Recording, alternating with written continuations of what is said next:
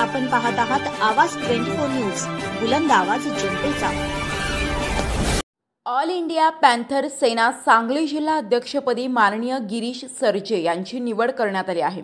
त्यांची निवड राष्ट्रीय अध्यक्ष माननीय दीपकभाई केदार साहेब यांनी केली आहे। ऑल इंडिया पॅन्थर सेना सांगली जिल्हा अध्यक्षपदी गिरीश सरजे यांची निवड करण्यात येत आहे। गेल्या 2-3 वर्षापासून सांगली जिल्ह्यामध्ये संघटना टिकून ठेवली, मजबूत केली, संघटनात्मक आणि आंदोलनात्मक भूमिका घेतली।